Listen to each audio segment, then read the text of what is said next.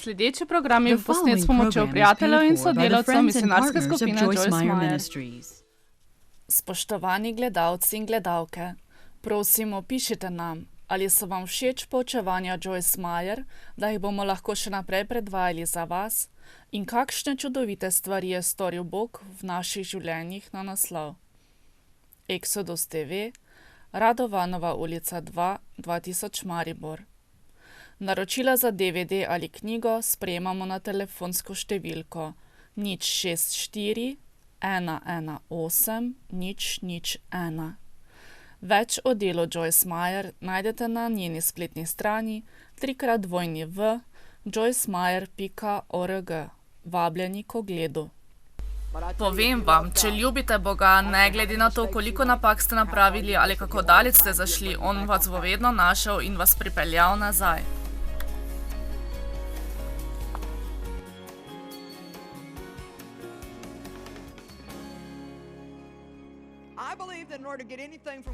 Prepričana sem, da če hočete kaj sprositi od Boga, morate pristopiti pogumno k njegovemu prestolu in ne v strahu. Jakobovo pismo pravi zelo jasno, da če imamo kakšen problem, se lahko napotimo k Bogu in ga prosimo o naših potrebah. On bo namreč to storil brez graje in očitka. Brez graje in očitka. Kaj to pomeni? On ne bo privlekel na dan vseh starih grehov. On ne privleče vsega na dan, kar smo kdajkoli storili, da bi nam potem povedal, da ni čisto prepričan, če nam lahko pomaga zaradi našega slabega vedenja. Ni pomembno, kaj smo storili, če se napotimo k Bogu, nam bo dal modrost in nam pokazal, kaj storiti v našem položaju. Vendar pravi, prosi brez dvoma o veri in nič ne omahuj. Omahljivec je namreč podoben morskemu valu, ki ga veter dviguje in premetava. Usmerjeni ste v dve različne smeri in ni nič bolj žalostnega, kot biti med dvema prostoroma, nesposoben se odločiti, komu verjeti. Pismo Hebrejcem 4, 14. vrstica.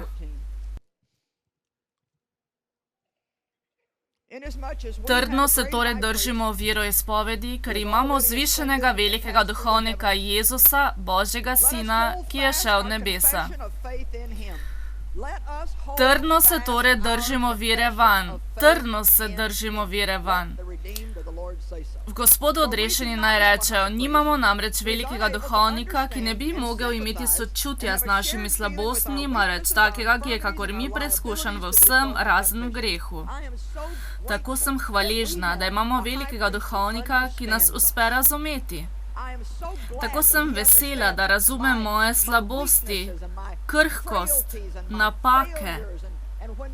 Da razume, da kakšen dan se pač ne počutim tako močno, kakor druge dneve. Tako vesela sem, da imam odrešenika, ki ne zahteva 100% popolnosti, da sem lahko v odnosu z njim.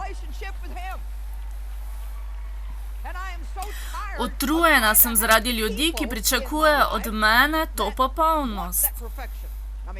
Moja družina ni takšna, vendar včasih srečam ljudi, ki me hočejo to povedati, vendar se ne ozirajo na mojo osebnost. Mi vsi srečujemo takšne ljudi, kaj ne da? Ljudje, ki govorijo o zaupnem odnosu in vam hočejo biti zelo blizu, vendar ko zvedo nekaj več o vas, postanete vi nova tarča njihovega obrekovanja. Mislim, da imamo toliko tega, da je kratko malo neverjetno. To je tudi glavni vzrok, da mnogi ljudje postanejo bolj in bolj odmaknjeni, osamljeni in se nočejo niti približati ljudem, ker so utrujeni od takšnega nespametnega ravnanja. Ali je tukaj kdo, ki so ga ljudje razočarali? Veste kaj? Ne bom obupala nad njimi, kajti Bog ne obupa nad mano in mislim, da ne smemo obupati eden nad drugim. Amen. Premislite o tem, kako lepo je, da imamo velikega duhovnika, ki to razume. Prosi pa naj je o veri in nič naj ne omahuje, da brez strahu pristopimo k njegovemu prestolu, kajti tako bomo prejeli pomoč, ki jo potrebujemo, da se znebimo svojih nadlog. Kako torej pristopimo pogumno? Pogumno? Težko je to storiti, ko smo slabotni. Ko ste slabotni, rečete, o Bog, moj Bog, najprej se pokesajte. Bog, žal mi je za moje grehe. Zelo mi je žal, prosim te, odpusti mi. in molim sedaj v pokorščini tvoje besedi. Prosil bom, da se ozreš na moj položaj, to bom storil pogumno, ker vem, da iz strahopetnosti ne bom dobil nič. Naučiti se moramo, da smo v veri pogumni, samozavestni in brez strahu. Hudič ima rad, ko začnemo misliti, da nam Bog ne more ustreči, ker smo preslabotni zanj, da bi se z nami ukvarjal. Naj vam nekaj povem, za Boga vaše prošnje niso odveč. In ne samo to, on ni presenečen nad vami. Vse, kar ste zagrešili, je on že vedel, preden se je zgodilo. Aleluja. Jeremija 1:4. Prišla mi je beseda Gospodova, preden sem te upodobil v materinem telesu, sem te poznal. Kaj to pomeni, me je poznal? To pomeni, da je vedel vse o vas, vsako vašo napako, vsako pravo stvar in vsako napačno. Bog vidi v naše srce. Ali niste veseli, da on vidi v vaše srce? V redu. Dvom v samega sebe. Kaj se dogaja v vašem umu? Ali obsojate vsako potezo, ki jo naredite? O, tega ne bi smel narediti, tega ne bi smel reči, tega ne bi smel kupiti, ne bi smel iti tja, tega ne bi smel pojesti. No, povem vam.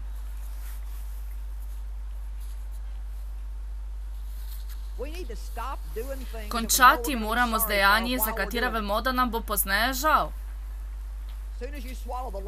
Takoj, ko ste dali v usta zadnji grižljaj, pride obsodba. O, tega ne bi smela pojesti. Dajte no, pomislite o tem, preden greste jesti in če hočete jesti, jejte v miru in naj vam ne bo žal. Če ne morete jesti v miru in se veseliti, potem nehajte jesti, dokler ne boste pripravljeni. Bog me je to naučil. Ne delaj stvari, da se potem obrneš in ti je žal za njih. Če jih storite, se jih tudi veselite ali pa jih sploh ne storite. Vse, kar moramo storiti, da imamo malo boljši načrt in se zavedati, da ne moremo vedno pritrditi sami sebi, vendar pa včasih lahko pritrdimo. Všeč mi je Pavlova drža. Poglejmo 1. Korinčanom 4:3. Pavla so obsojali, ali je ali ni zvest apostol. Želim, da poslušate njegov odgovor. Meni je malo mar, če o meni sodite vi ali kakšno človeško sodišče, pa tudi jaz o sebi ne sodim. Ne zavedam se sicer nobene krivde.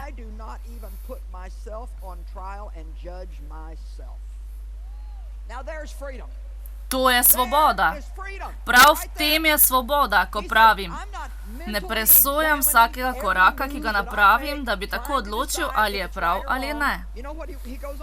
Veste kaj? Ne zavedam se sicer nobene krivde in se počutim neomadeževana, vendar se ne opravičujem pred Bogom zato, ker ne čutim nobene krivde, ampak je Gospod moj sodnik. On je tisti, ki presoja in me sodi. Rada imam to. On pravi, ne vem, če sem kriv ali ne. Ne čutim tako, vendar kdo ve, mogoče sem. Kakorkoli, jaz ne bom kritično presojal vsakega koraka, ki ga napravim. Zaupal bom Bogu in če nekaj počnem, kar on nima rad, zaupal bom Bogu in če nekaj počnem, kar on nima rad, me bo on obsodil in tako ravnal, da tega ne bom več delal. To je svoboda. Amen. Vem, da so tukaj nekateri ljudje, ki težko slišijo o tem, kaj niste, kaj bi morali storiti in kaj ste storili, pa ne bi smeli. Vi ste kakor hudič vtihni. Veste kaj? On ne bo nikoli nehal vplivati na ljudi, ki ne vedo, kaj so v Kristusu. Vi se morate zavedati, da vas Kristus ljubi. Bog vas ne ljubi zaradi tega, kar ste prav naredili. On vas ljubi zato, ker si prizadevate prav storiti. On vas ljubi, ker ste danes tukaj in se učite. On vas ljubi, ker ste danes tukaj in se želite učiti. On vas ljubi, ker ste še vedno prisotni, ko gledate ta program. Vi niste slučajno prižgali programa z neumno žensko in boste hitro šli na drug program. Jaz ne mislim sicer, da sem neumna, vendar se zavedam, da nekateri mislijo tako. Vendar, če dovolj časa poslušate, boste prišli do spremembe v vašem življenju, ki jo tako potrebujete. Bog vas ljubi in skrbi za vas, ker ste odprti za resnico in jo hočete spoznati, se učite in hočete rasti. Morate se zavedati, kdo ste v Kristusu. Kako bi si mogli misliti, potem ko ste se žrtvovali in prišli semkaj, da Bog ni zadovoljen z vami? Vendar sem bil na poti, sem bil nekoliko nevoljen z enim izmed mojih prijateljev in ko sem hotel parkirati, sem bil nekoliko nesramen do nekoga. Veste, da sem bil nekoliko razočaran, ko sem stopil in me je neka gospa usmerjala. Hotel sem jo kar zbiti na tla. In po vsem tem, kakšen kristjan sploh sem. Tole tukaj mi nič kaj dosti ne koristi. Dvomim, da bom kaj dobrega odnesel tega. Dvomim. V redu, to je trenutek, ko morate dvigniti svoj ščit vire in reče, počakaj, verujem. Verujem, da me je Bog vesel, saj On razume moje slabosti in nestanovitnost. Kajti tudi On je bil skušan v vseh stvarih, prav tako kot jaz, samo da On ni grešil. V mojem življenju je Jezus, kajti sama nisem popolna. Dajte no, ljudem želim vzeti nekaj skrbi. Matej 3:16. Po krstu je Jezus takoj vstopil iz vode in glej, odprla so se mu nebesa, videl je Božjega duha, ki se je spuščal kakor golob in prihajal naden. Pri tem se je zaslišal glas iz nebes, ta je moj ljubljeni sin, zelo sem ga vesel.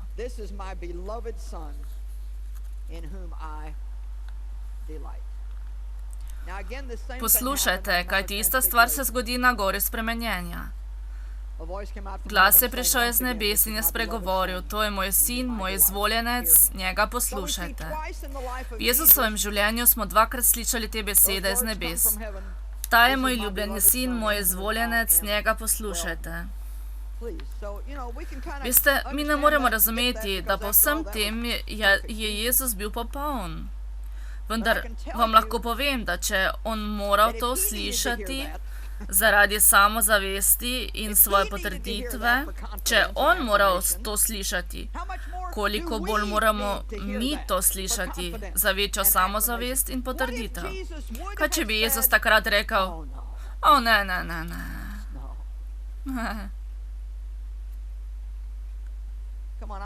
Dajte no, spodbujam vas, da se zjutraj pogledate v ogledalo, vsako jutro,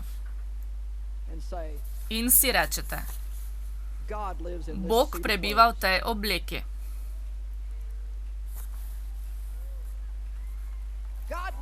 Bog prebiva v meni. Midva sodelujeva. On je poslal svojega sina, da bi zame umrl in pogumno izjavljam, čeprav ne napravim vsega prav in bom verjetno napravil nekatere napake, me ima Bog rad. Bog me je vesel. Dajte no, imate toliko poguma? Ali imate toliko poguma, lahko to storite? Zavedam se, da se prav sedaj nekateri izmed vas kremžite in si mislite, ali ne čutiš, da sem nemočen? Hudič poskuša ustrahovati vaš duh s svojimi mislimi, kot naprimer, kako moram kaj takšnega izreči s stvarmi, ki jih počnem? Nisem rekla, da je Bog vedno zadovoljen z vašim obnašanjem. Kdo ste in kaj delate, sta dve različni stvari. On se veseli, da ste tukaj in eden razlogov, zakaj ste tukaj, je, da se poboljšate. Vendar to še ne pomeni, da vas ne ljubi. On vas ne ljubi nič manj, pa čeprav se morate poboljšati. Nobeden izmed mojih 4 otrok ne napravi natančno tako, kot bi hotela, da bi napravil. Pravzaprav boljše, da se o tem sploh ne pogovarjamo. Vendar vam povem, ne samo, da imam rada svoje otroke, v resnici ljubim svoje otroke. Veselje mi je, da sem lahko z njimi. Vsi so različni, vsak je nekaj posebnega in vsakega izmed njih ljubim. Ljubim jih. Kajti nihče, ki je zagrenjen, ne bo prišel naokrog in mi govoril, kaj je narobe z mojimi otroki, kajti oni zadevajo mene in nikogar drugega. To je prav isti razlog, ki ga ima Bog o nas, ko pride hudič in poskuša vsuti v svežen obsod na vas. Zato morate izreči, hudič, če še nisi opazil, jaz se tebe ne tičem.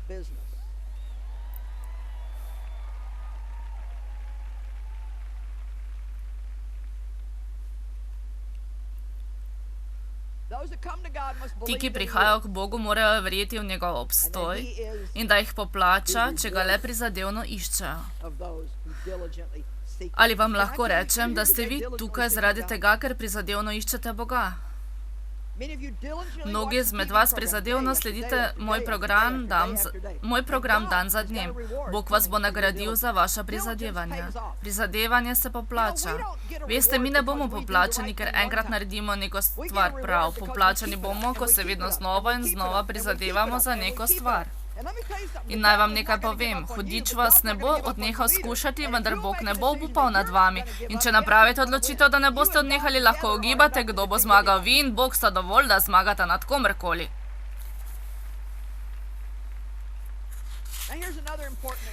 Še eno pomembno področje. Ljudje imajo nenehno stremljenje k dvomu, da ne morejo slišati Boga. No, veste... Jaz ne vem. Nisem čisto prepričan. Mislim, da sem enkrat kot otrok nekaj slišal od Boga in sem se zelo sramotil. Tako nisem prepričan, če bi to delovalo. Zavedati se morate, da slišati Boga ni isto kot slišati od druge osebe. Ko poslušamo Boga, ne moremo govoriti o tem, da bi slišali glasove. Ko poslušamo Boga, vemo v svoji notranjosti, kaj lahko storite in kaj ne smete. Vi veste, kaj je prav? To je vest, tisti majhen prisrčen glas Božjega šepetanja. Mi vsi imamo to. Mnogi nimajo dovolj samozavesti, da bi vedeli, kako mu prisluhniti. Mnogi me sprašujejo o poklicanosti v življenju. Kako veš, da te Bog kliče? Veste, jaz tega natančno ne vem. Še vedno nisem 100% prepričana, vendar sem dovolj drzna, da uspem izstopiti in ugotoviti, kaj na tem. Nisem prepričana, da kadarkoli dobimo 100% gotovost o tem, kdaj poslušamo Boga, dokler ne naredimo koraka v veri. Vedno pravim, izstopite in ugotovite, kaj je s tem. Prizadevajte si, da boste delali najbolje, kar morete, da boste verjeli, da to delate Božja volja. Potem ne storite kakšnega neumnega dejanja, ki vam bo povzročil vsakovrstne težave, če se izkaže, da je ta stvar napačna. Izberite se majhne korake v veri in videli boste, če je Bog tam. Začela sem poučevati Sveto pismo in ljudje so prihajali. In še po 5 letih so vedno prihajali. Prihajali se, ko je deževalo in snežilo. Kar prihajali so. In veste kaj? Ko sem doma začela učiti Sveto pismo, sem sedela v kratkih hlačah in pihala cigaretni dim vsakomur v obraz. A si lahko to predstavljate? Mislim, kadila sem eno cigareto za drugo. Dim je bil tako gost v sobi, da smo komaj videli eden drugega. Veste, nekateri med vas religiozni možgani tega ne dojamete. Bog me je za to posvetil. Ni me blagoslovil zaradi tega, ker sem kadila. Ni me blagoslovil, ker nisem bila primerno oblečena. Blagoslovil me je zato, ker sem ga ljubila in je vedel, da sem nevedna. V moji nevednosti mi je dal milost in je vedel, da bi z njim sodelovala. Tako me je spremenil, ko je bil čas za to. Dajte, no.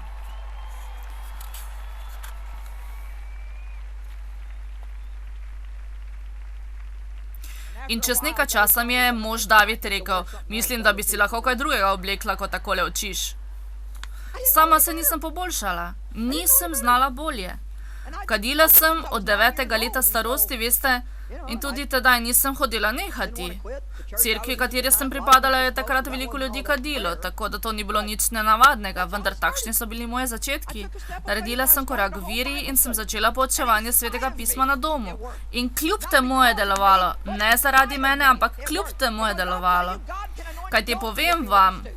Bog je uporabil osla, da je govoril preroku in on lahko uporabi mene ali tebe, vendar tega ne stori zaradi naše popolnosti. To naredi zato, ker je on popoln. Dajte, no, dajmo slavo Bogu. Naš Bog je čudovit. Želim, da okrog 25krat na dan izrečete, Bog mi je govoril. Sveti Duh me vodi in Bog mi govori. Ali veste, da sama izrečem vsak dan to in verujem v to, da mi Bog govori že mnogo let, vendar pa si ne domišljam, da ga slišim perfektno. Nočem, da mi hudič to ukrade. Sveti Duh me vodi, poslušati moram tisti majhen šepetavi glas v sebi. In Bog hoče, da ima vsak izmed nas takšen odnos z njim.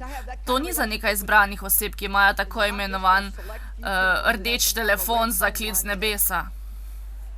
Sveti Duh prebiva v vas, v vaši notranjosti, v pripravljenosti, da vas vodi z Božjo besedo.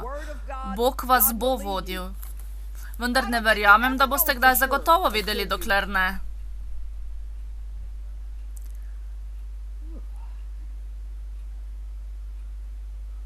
Dokler ne naredite prvega koraka. In potem sem začela s poučevanjem Svetega pisma v hiši mojega prijatelja. Tudi tja so ljudje prihajali. Nato sem delala v Alojzejevi cerkvi. Bila je majhna cerkev za kakšnih 30 ljudi. Zaprosili so me, če bi imela tedensko predavanje Svetega pisma za žene in prvi teden se je zgrnilo 115 ljudi. V 5 letih je prišlo čez 400 žensk vsak teden na biblična predavanja. Nato je Bog rekel, s tem tukaj bom končal. Želim, da končaš in greš ven, na sever, jug, vzhod in zahod. Dobro, vendar nihče me ne pozna. To je nekaj tako nemogočega. Vendar v času enega leta je Bog natrosil toliko stvari, da nisem imela časa, da bi se bolj poglobila. Dopovedal mi je, da je bolje, da to počnem, ali pa bom bedna ves čas svojega življenja. Tako sem se oprijela. Opustila sem delo, ki je bilo zagotovljeno. Odšla sem na sever, jug, vzhod in zahod. Sedaj živim v St. Louisu, Missouri, odšla sem na sever St. Louisa, vzhod St. Louisa, zahod St. Louisa in jug. Napravila sem to, odšla sem enkrat na mesec srečanja na severu St. Louisa, enkrat na mesec na jug St. Louisa, enkrat na vzhod in enkrat na zahod, v otroško zaupni veri. In kmalu zatem sem se zavedla, da bi lahko šla še v Chicago, Kansas in druga mesta, tu in tam. Sedaj sem v tem že 35 let, dragi moji. Vaše sanje se ne bodo uresničile kar čez noč. Prijela sem milijone majhnih napotkov in včasih pravim, to ne bo šlo. Ko sem prvič šla na televizijo, nisem uporabila časa za Boga. Jaz sem se odločila. In sem si kar mislila, da bom imela neke vrste odgovore po televiziji. Vzela sem si 3 ali 4 sodelavce, najeli smo studio in sem govorila tako, da sem odgovarjala na vprašanja.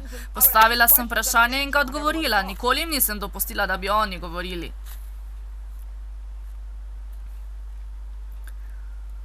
V 6 mesecih sem dobila samo en mail, eno elektronsko sporočilo. Dragi moji, nekaj vam povem, če Boga ni v tem, potem ga ni. Vendar, če je Bog v tem, potem je. In če Bog nekoga posveti, noben hudič v peklu in nobena oseba na zemlji vas ne bo zaustavila. Lahko poslušate Boga in Duh vas bo vodil, vendar vas ne sme biti strah, da bi napravili napako. Ko napravite napako, še ni konec sveta. Recite, napravil sem napako, vendar me Bog še vedno ljubi. Napravil sem napako. Mislim, da je edini način, da se zares naučim voditi Svetemu Duhu, da izstopimo in ugotovimo, kaj na tem. Joj, to ni prav, tega ne bom več delal. Dobro, to deluje, v redu, ja. Dobro je, to je fajn. Ravno v času, ko si udobno in si misliš, da je vse v redu, ti Bog reče... Misliš si, ne, zopet, nočem tja in iti skozi vse to in na to ti razbija srce, ves si živčen, prestrašen, ne veš naprej, kaj če ni od Boga, kaj če ni od Boga in vendar končno si zopet v redu. Hvala ti, Gospod. In to se je zgodilo enkrat v moji sobi, ko sem bila stara 36 let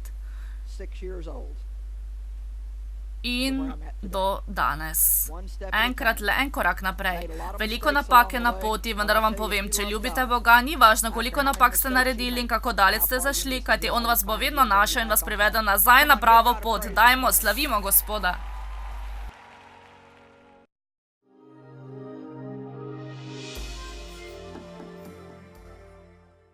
Nancy je stara 2 leti. Ko je bila stara 3 mesece, je nekaj padlo na glavo in poškodba je zaustavila njen normalni razvoj. Ni se razvijala tako kot drugi otroci od takrat naprej. Vendar zaradi naše medicinske klinike, kamor je prišla pred 2 dnevoma in je prejela zdravila, prav tako je naša fizioterapeutka podočila njene starše, kako naj ji pomagajo z razgibalnimi vajami, kako jo naj vsak dan učijo in jo trenirajo. Sedaj obstajajo zelo dobre možnosti, da bo Nancy s temi zdravili in fizioterapijo lahko nekoč shodila in bo nekega dne premagala to poškodbo. Nancyni starši so prišli z njo peš 2,5 dni hoda, ker so slišali za zdravnika in ker tako zelo ljubijo svojega otroka in mu želijo pomagati. Tudi midva sva starša, zato sva neizmerno hvaležna Bogu, da sva lahko prišla sem pomagati tem čudovitim otrokom.